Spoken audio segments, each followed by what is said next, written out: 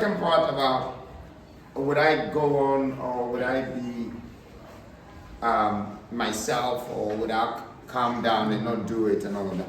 I want people to understand this about me, right? I do things by timing and I move by the voice and I walk by command. So I don't change for anyone. I listen to my mom, I'll listen to my sisters, I'll listen to my family. But that doesn't mean that I have to completely change to what people say. There is an inner spirit that I follow. So if people tell me things that make sense, I add it to the voice that is controlling me. But I don't leave the voice that is controlling me to go and listen to what people say and change the path I walk on. That's, first of all, who I am. So this very moment is a calling. You know, I don't know why I have been so adamant, eager, and focused to do what the voice is saying.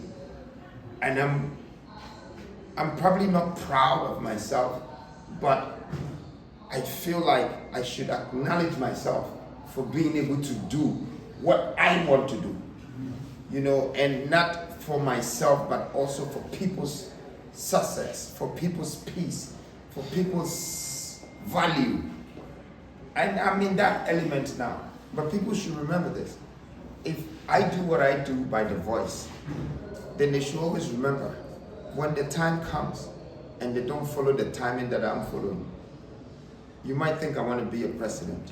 Before you'll be ready for me to be a president, I might have moved on to be an emperor. So this part will lose. It's the same in the street when they needed me the most.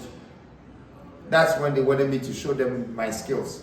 But I was gone to the corporate world. Because when I was there, they couldn't see that Cheddar Jeffries was there. So when I left and then they started talking about it and said, but it's the same guy. I was gone.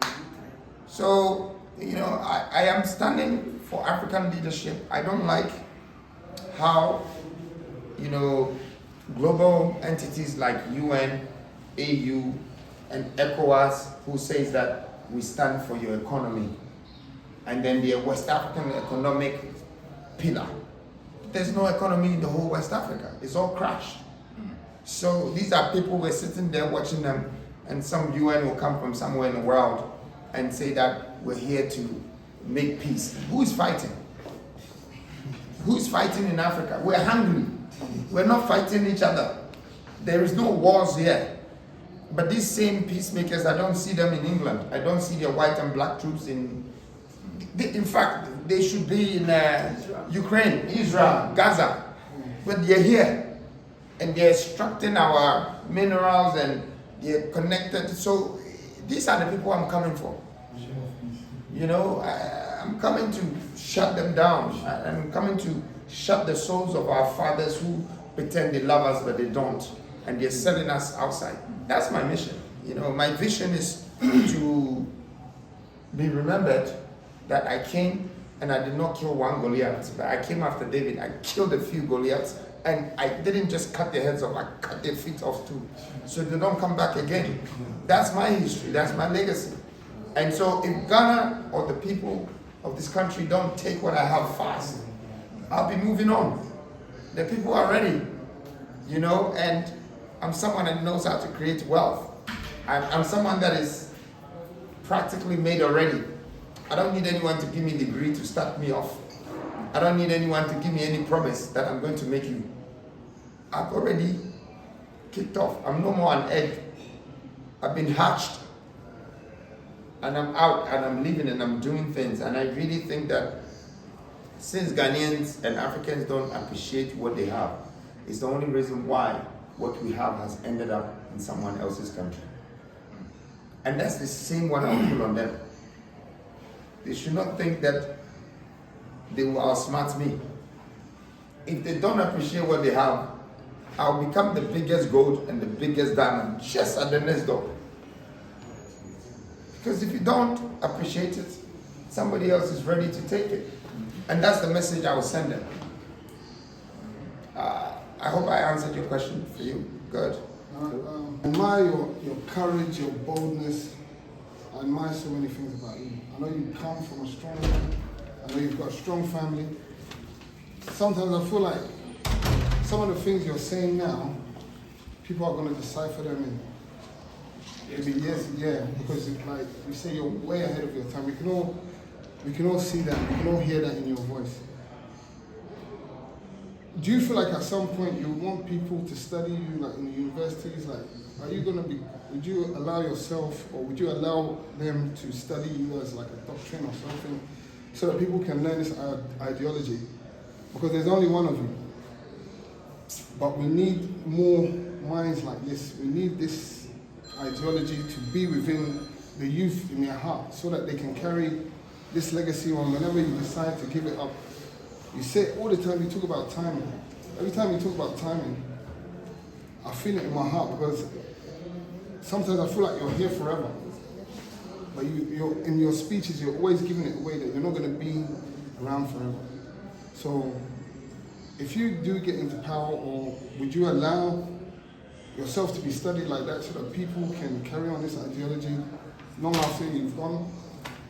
Thank you. So I won't be here forever, and not as long as I probably even want to be. But mentally and spiritually, I will always be here. Thousands of years. You might not see it today, but there's a child who is coming, and he's going to point their fingers and say, I love this guy. He was so goddamn bold. You know, he did so much in a very short period of time. And it's because I understand time. But I'm going to buy time to resell time to humanity. And that's why before I leave here, I'm not going to borrow you guys money. I'm going to borrow the country's money, starting from Ghana, because I know that's his weakness. He goes out there all the way to the white man and the white institution, and he gives his whole country to the institution. Come, take whatever you want and give me $1 billion.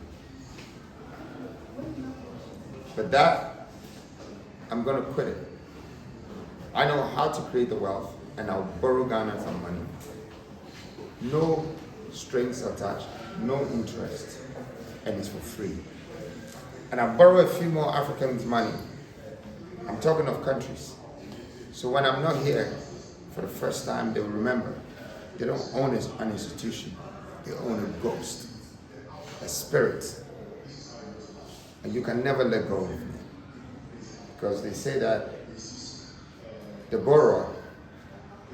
lender holds the borrower by the neck through his soul.